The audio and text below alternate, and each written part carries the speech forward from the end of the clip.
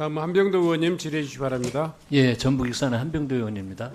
김관동 위원장님 뭐 학자적 표현 말씀하시고 오늘도 애매한 말씀 계속 하시는데 2023년 3월 13일 날요 행안위에서 정확히 제가 워딩만 다시 말씀드리겠습니다. 북한군이라는 표현은 쓴 적이 없고 북한이 개입했을 가능성까지 배제할 수 없다 이런 말씀이었습니다.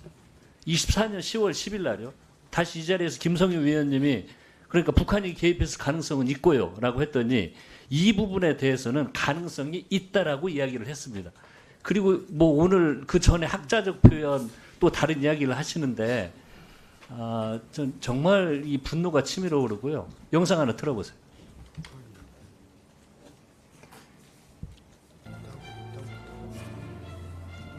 광주 시민 여러분, 지금 우리 형제 자매들이 죽어가고 있습니다.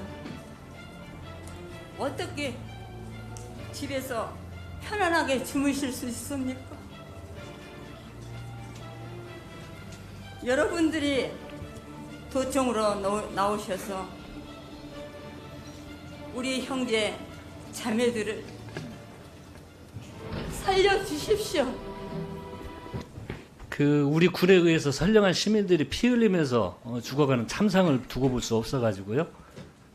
가두방송에 나섰던 전옥숙 씨, 그때 당시에 무용을 전공한 30대였습니다. 그다음에 난파 간첩 누명을 쓰고 조작을 당해서요. 고문을 어떻게 당했냐면요. 허벅지에 송곳으로 찔러대가지고 예, 잘 알고 있습니다. 예, 수없이 찔려서 고문을 당했습니다. 15년형을 선고받았고요. 고문 후유증과 죄책감에 시달리면서 끝까지 역사적 왜곡에 맞섰던 부분입니다. 이런 고통을 지금 이 시대에 다시 이야기를 해야 된다는 게 너무 가슴이 미어집니다. 우리 PPT 한번 봐주세요. 저는 김윤정의 발언에 대해서 정말 분노를 느낍니다. 5.18은 정치 군인이 우리 국민을 학살한 사건입니다. 사람이 죽었고요. 그리고 그 상처가 지금 아물지도 않았습니다. 그리고 방금 전에 말씀드린 것처럼 지금 2024년에 북한이 개입해서 가능성까지 배제할 수 없다라는 이야기를 놓고 논쟁을 벌이는 것 자체가 저는 서글픕니다. 왜 그러냐면요. 피해 생존자와 유가족들이 이런 논의를 얼마나 지금 또 고통을 받을까 걱정이 들기 때문입니다. 이런 영상과 사진을 고르는데도 고민이 많았습니다. 너무 잔인한 사진을 고르면 또 얼마나 큰 고통을 받으실까 해서 많은 사진들을 다 삭제를 하고 이렇게 사진을 선정을 했습니다. 이런 말은 정말 조심해야 되거든요. 그리고 이 고통을 생각한다면 저는 양심의 가책, 학자적 신분이든 어쩌든 양심의 가책을 느껴야 된다고 생각합니다. 다시 한번 상기해 보십시오.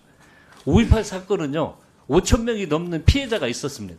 사망자 155명, 상해 후 사망자 110명, 행방불명자 81명, 부상자 2,461명, 연행 구금 부상자 1,145명입니다. 개헌군이 기관총을 난사하고 저격총으로 사격한 대상이 적군이 아니고 우리 대한민국 국민들이었습니다. 긍절부자나 북한군이 아니고요. 평범한 사람들이었습니다. 아이들의 손을 잡고 나온 할머니가 왜 죽어야 됩니까? 주부, 고등학생, 택시기사, 임산부, 보일러 수리공, 자영업자들이었습니다. 공수부대원들이 빨갱이를 색출한다고 다닌 곳이 어디인지 줄 아십니까? 다방, 이발관, 음식점, 가정집, 당구장 같은 일상 공간을 빨갱이 잡는다고 돌아다녔던 사건들입니다. 2014년 5월 30일에요. 박근혜 정부 국방부가 2007년 7월 24일 발표한 국방부 과거사 진상규명위원회의 발표는 북한군 개입했다는 내용을 확인할 수 없었다라고 공식적으로 밝혔습니다. 이런 말 자꾸 하고 학자적 이야기 하면요. 국민들 염장 지르는 겁니다. 다시 우리 광주 시민들에게 가슴을 휘어 파는 일입니다. 저는 진실위원장 자격이 없다고 생각이 듭니다.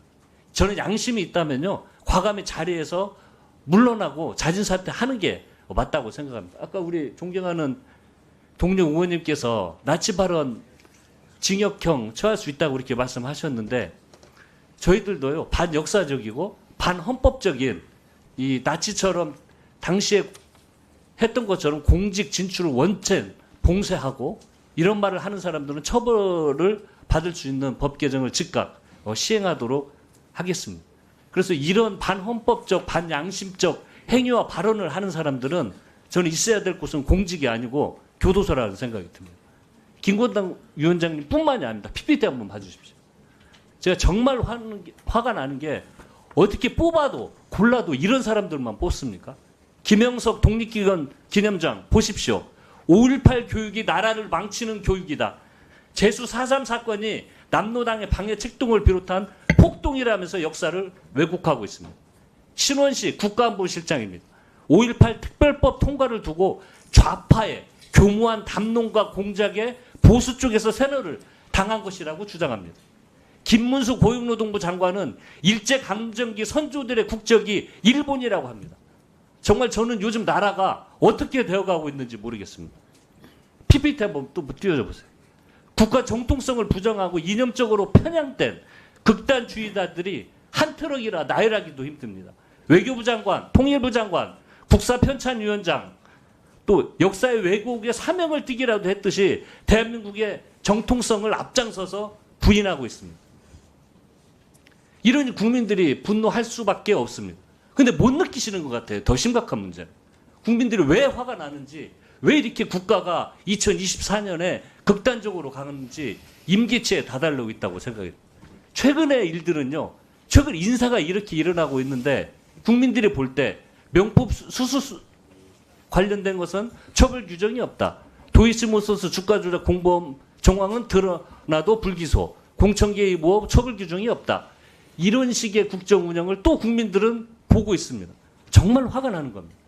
저는 이게 최근 들어서 윤석열 정부는 전면적으로 국정 쇄신하지 않으면요. 아주 위험한 상황으로 갈 거라고 생각이 듭니다.